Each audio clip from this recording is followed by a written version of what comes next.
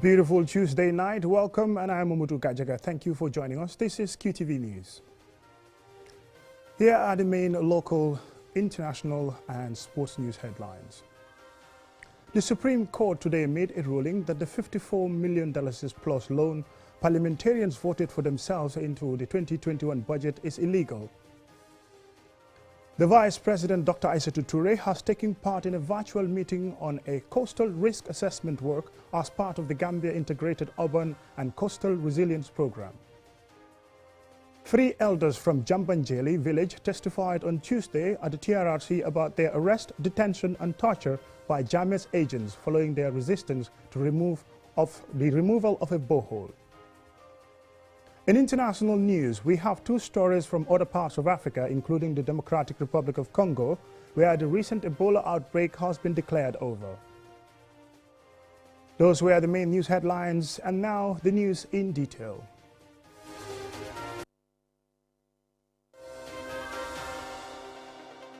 Welcome and thank you for joining us. This is QTV News. The Gambia Supreme Court today handed down a judgment that the National Assembly broke the law when it allocated itself a $54.4 million loan scheme into the 2021 budget. Civil society organization who brought the case celebrated today's judgment with a vow to take further actions against any further such violations of the law. QTV's Mahmoud Lamin Choi was there and he now reports.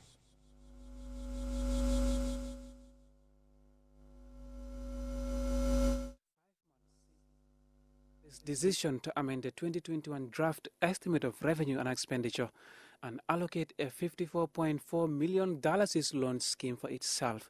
The judiciary, through the Supreme Court, has delivered a judgment on the legality of the act by the legislature.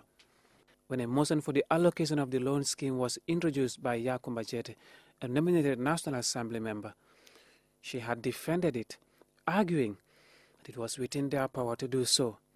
And with a majority of votes in favor, it succeeded in having it inserted into the 2021 national budget. With today's judgment of the Supreme Court on that constitutional matter, it is safe to report that the lawmakers broke the law when they amended the draft estimate of revenue and expenditure and allocated a new budget line item for the loan scheme. In a unanimous judgment by 5 justices of the Supreme Court, it was declared that the power to introduce or include a fresh budget line item on draft estimate of revenue and expenditure is exclusively reserved for the President.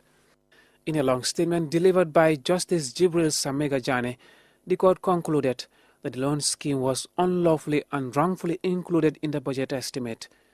In essence, by this judgment, the National Assembly acted beyond its legislative powers in violation of the sections of the 1997 Constitution and the Public Finance Act, which set down the legal procedure on annual estimates and appropriation, withdrawal from the consolidated fund, loans and the lending of state funds.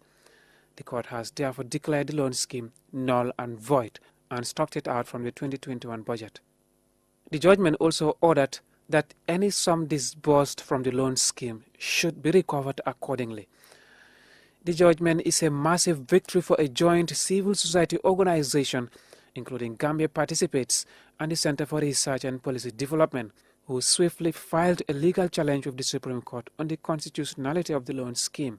Their vow after this judgment is to turn to a fresh page of a watchdog rule that will not hesitate to challenge law violation from public institutions. This is the beginning of a lot of litigation that we, the civil society organization, will be taking.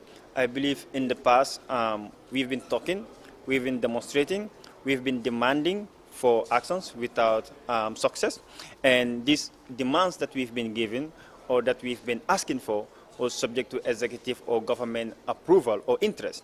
And as a result, the civil society do not get to have what we believe we should have for the best interest of the nation.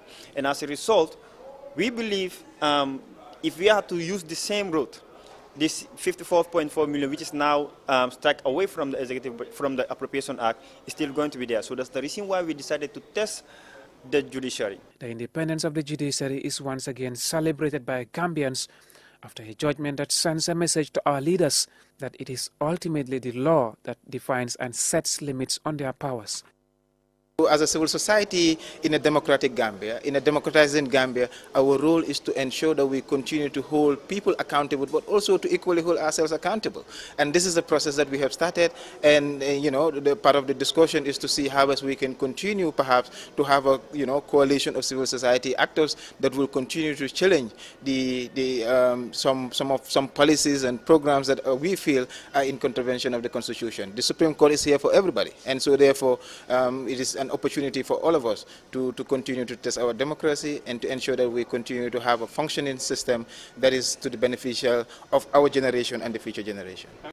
In the best interest of the country and for the principles of good governance and separation of powers, the judgment today has proven that it is not only the rule of law that protects our budding democracy, but urges us to constructively challenge the actions of our public institutions. Mohamed Lamin Choi, QTV News. The Vice President, Dr. Aissatou Toure, Tuesday took part in a virtual meeting on the final stakeholders workshop for the Greater Banjul area flood and coastal risk assessment work as part of the Gambia Integrated Urban and Coastal Resilience Program. Omar P. Jallo attended the ceremony at the State House, and he files in this report.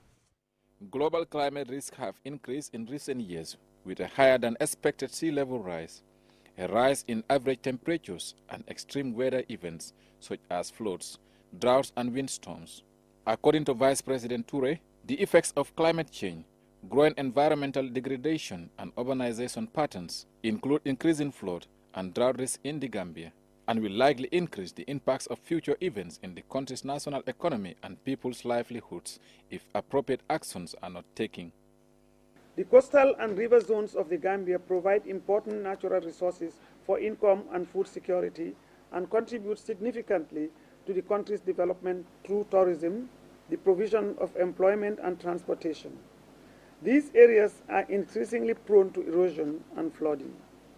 Only in the last rainy season, about 50,000 people have been affected by flooding throughout the entire country. The main drivers of risks are urbanization and exposure to floods, erosion and general climate change effects, particularly for the capital city Banjul, which has an average elevation of only 80 centimeters above sea level, making it especially vulnerable. According to Vice President Toure, the Gambia government has made important advances in the climate and disaster risk management agenda and cites the development of national policy and disaster management, a strategic framework, a multi-hazard contingency plan, and the National Disaster Risk Reduction Plan 2019 to 2030. This plan specifically recognizes the need to integrate climate change adaptation with disaster risk management and is committed to assessing risk as an initial step to develop innovative and sustainable strategies for disaster management and financing. Vice President Toure adds that the Gambia's Vision 2020 and the more recently the Climate Change Priority Action Plan has identified 24 cross-sectoral activities that contribute to the mainstreaming of climate change into the national development process. The terrain in the city is almost flat, which poses significant drainage challenges. Under climate change projections from the IPCC, rainfall will become highly erratic. These and other characteristics put Greater Banjul area among the most vulnerable areas in the country to climate change. While thanking the World Bank and the European Union for partnering and supporting the Gambia government in addressing the country's climate change and infrastructure development challenges, VP Toure gives an assurance of the government's commitment to improving the resilience of communities, the economy and the unleashed innovation for a healthier and more prosperous future.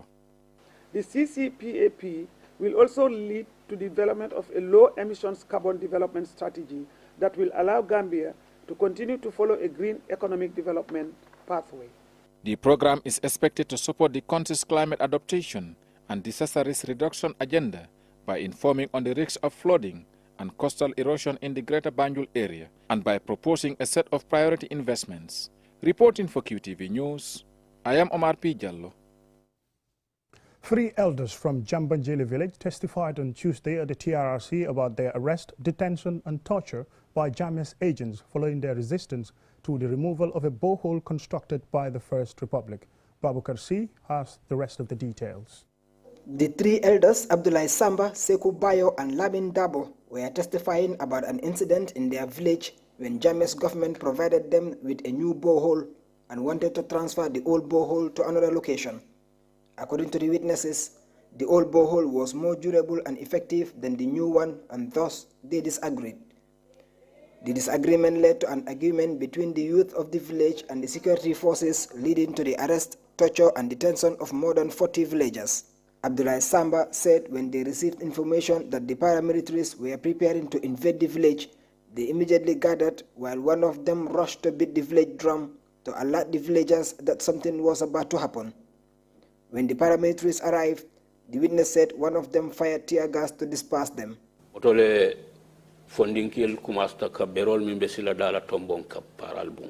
was the time the youth of the village decided to pick stones which were around the roadside and started stoning the paramilitary officers. The witness further stated that the youth overpowered the paramilitaries by pelting them with stones. The paramilitary then withdrew and called for backup.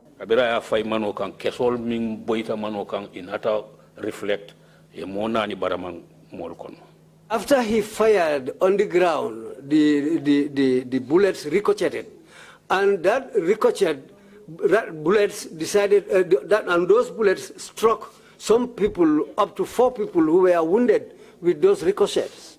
The bullets used by the soldiers were live bullets, and people ran helter-skelter while some have been beaten and others been arrested, the witness stated. And that's not enough. Even if you are on board a vehicle and they look at your ID card and decide and discover that you are from Jambanjeli, they will arrest you. Some will hold your legs, others will hold your hands, and they will beat you very seriously with the baton until you yourself will know that they have dealt with me. The moment they take you to the vehicle, you have to subdue. They said more than 40 villagers were arrested and taken to the Brikama police station and later to the Kadifin paramilitary camp, where they were kept for 3 days under harsh conditions. They said to us to lie down. And that's the time when they started walking on our bodies. And some of them were even dancing on us. They decided to bring a hose pipe and fixed it. And fixed it on the tub, and it coincided with the cold season. And they started throwing water on us until we were all wet. It's serious beating. The witness said they were later taken to the magistrate court, where an order was given for them to be remanded at the Mile 2 Central Prisons, and the minors were remanded at the Jos 1 Prisons. The witnesses said they spent a night at the remand wing and were later transferred to the security wing, where they were kept for 26 days incommunicado and later released. They said that their wives and other village elders went to meet ex-President Jammeh at his C4 farm and pleaded with him for mercy, leading to their release. Babu Karsi, QTV News. Now time to take a short break, but still to come, we have local and international news for you. Don't go away, please stay. The Insurance Association of the Gambia, IAG, in consultation with the Central Bank of the Gambia, now introduces a standardized and well-scrutinized motor vehicle insurance certificate, which will be the acceptable evidence of a valid motor vehicle insurance contract. The certificate has the following security features. 1. High quality printed in multiple colors with no white margin as in other paper sheets. 2. Dual serialized number print. One visible and the other visible only with an ultraviolet light. 3. IAG logo inscription that can only be visible with the use of an ultraviolet light. 4. Hologram of IAG logo. The general public is therefore advised to take note of the above development and kindly urge to ensure that they obtain only authentic motor vehicle insurance certificate with the above features from only licensed insurance. We thank you and solicit your cooperation.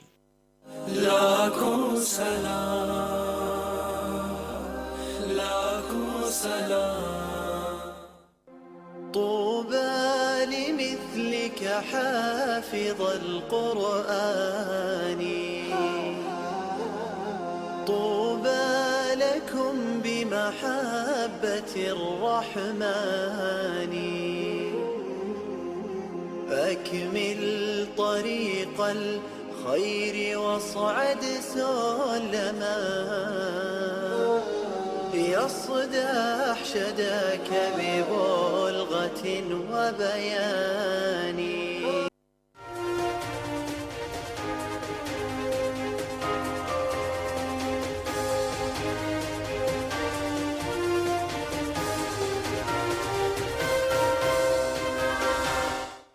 Welcome back. If you're just joining us, this is QTV News.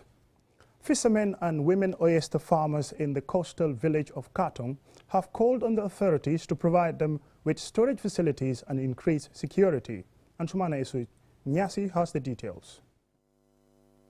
Often reminisced about for its rich history, ecotourism and the infamous assault on the army barracks by remnants of the November 11, 1994 abortive coup, the coastal village of Katong in Kombo South is a multi-ethnicity settlement. The village is at a strategic location in the Gambia near the border with Senegal. The border is demarcated by the Alahin River, also known as the San Pedro River, and given its proximity to Senegal, hundreds of Senegalese and Gambians use small canoes such as this one to cross to either riverbank. Interestingly, currencies of both countries, the CFA and the Dalasi, are used in business transactions. Men and women from different backgrounds and neighboring villages throng the riverside daily to engage in various activities to earn a living. However, the main source of income for many is fishing. Unlike other sectors, they too are facing challenges. Highlighting some of their constraints, Ablai Sar, a fisherman, and Mari Jiba, an oyster farmer, called on authorities to strengthen security around the area. Lan moy problème machine gal mbal. We encounter a lot of problems here. Our nets are usually torn or carried away by big boats whenever we encounter them, and I will appreciate it if the authorities can help install signal lamps here so that boat owners don't have to come near us. Also, the youths here are very hardworking, but motivation on the side of the authorities is lacking, and I wish they would come here sometimes to see what we are doing and the challenges we face.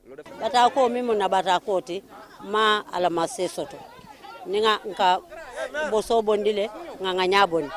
of our main problems here is lack of a market. We have to take our produce to Birkama, where we sell them, and it's too far. Also, some of us don't have stalls or space at the market, so it's always difficult. We also don't have a storage facility, and that is a challenge too. It is a very risky job. We go into the water barefoot with no gloves. Last year, we lost 2 of our friends. They were in a canoe going to harvest oysters. Unfortunately, they had an accident, and both of them drowned because there was no life jacket. And what is even more tragic is that one of them was 4 months pregnant. Mbamba Kamara is one of many women who come to the riverside every morning to carry buckets of fish weighing more than 20 kilos to fend for her family. On average, she would carry 15 buckets a day.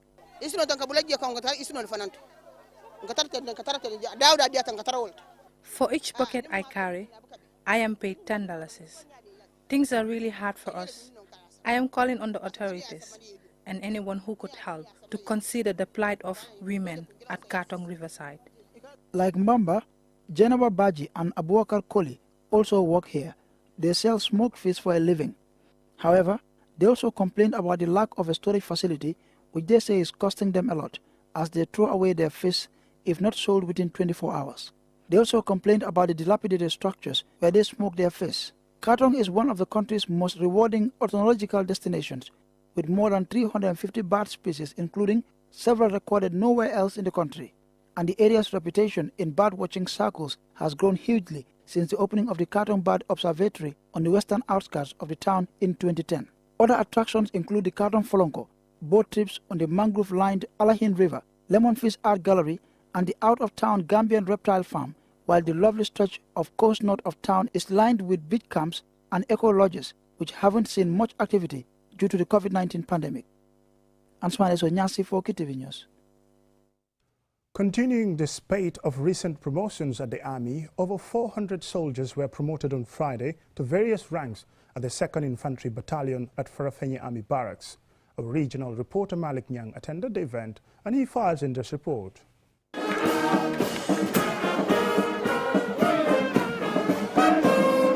A military promotion is a significant achievement in a service member's career. It is a testament to their commitment, loyalty and dedication to duty among other qualities. The deserving soldiers were promoted to the ranks including Lance Corporal, Corporal, Sergeant, Staff Sergeant and Warrant Officer Class 2. The commanding officer of the 2 Infantry Battalion, Lieutenant Colonel Ibrahim Aikrubali, said that prior to the promotion, a board was set up to investigate each soldier's historical file, examining their professional character, dedication to duty, and individual discipline. He also explained the breakdown of how soldiers were promoted into the diverse ranks. The rank breakdown of the promoted soldiers are as follows. Private soldiers to Lance Corporal, 215 soldiers promoted.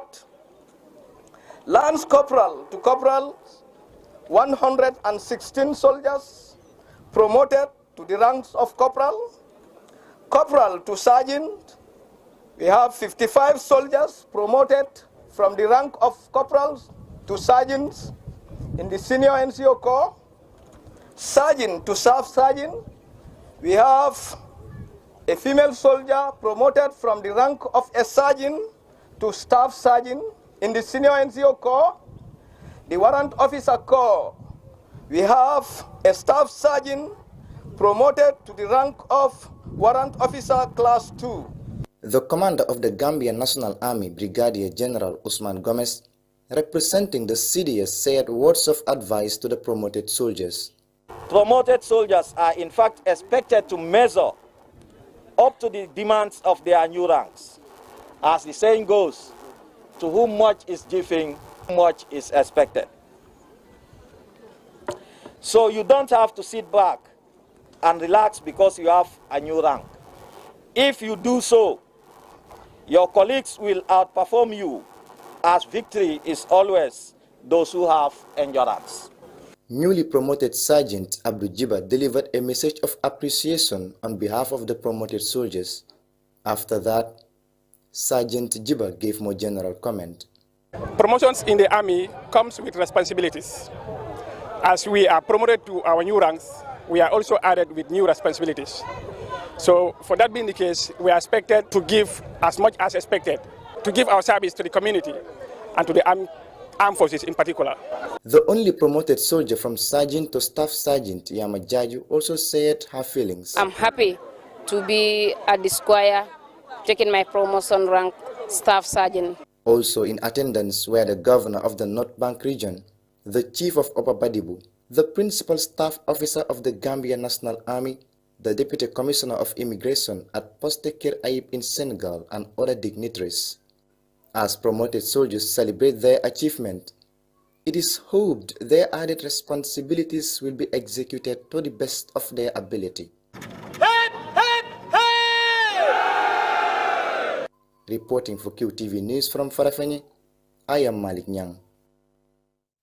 Congratulations to the promoted soldiers. And coming up next, international news.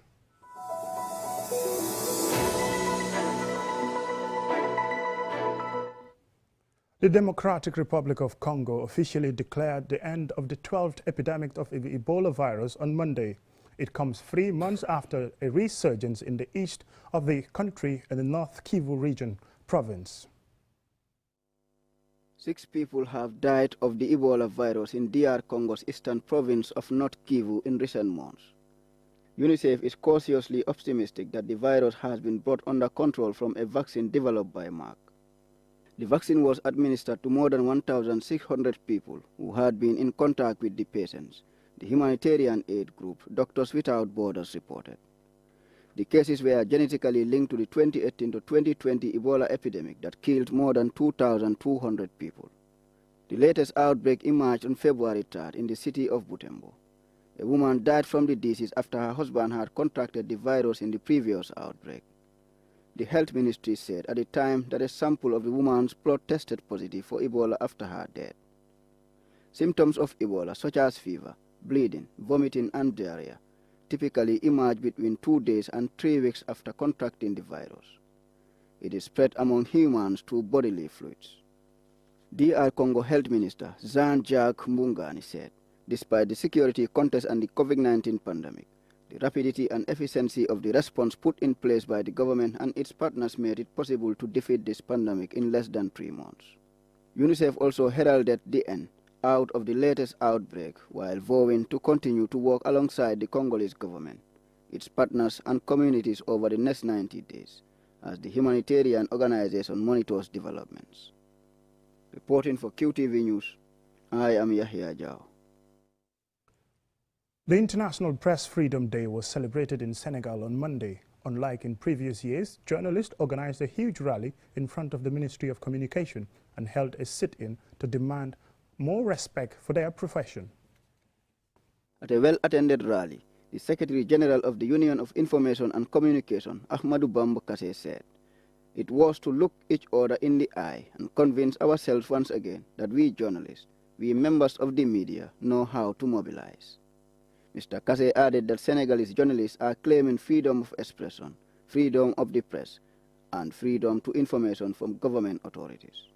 Media rights groups in the country accused the government of clamping down on the press. In February, journalists in the country claimed to have faced new levels of intimidation and harassment, particularly as they covered the protest and unrest following the arrest of opposition leader Ousmane Sonko. In recent years, violence and violations against the principle of freedom of expression have multiplied in the country. Press companies have been the target of attacks. Journalists and cameramen have been violated, and television channels have even had their signals cut off. Organizers hope that the gathering will send a clear message to authorities, and their demand for more respect for their profession will be considered. Reporting for QTV News, I am Yahya Jao. Every democracy that is looking for progress needs a free press. That's all we have for you in this edition of the news. Thank you very much for watching, and thank you for keeping us company. Have a pleasant night. Bye.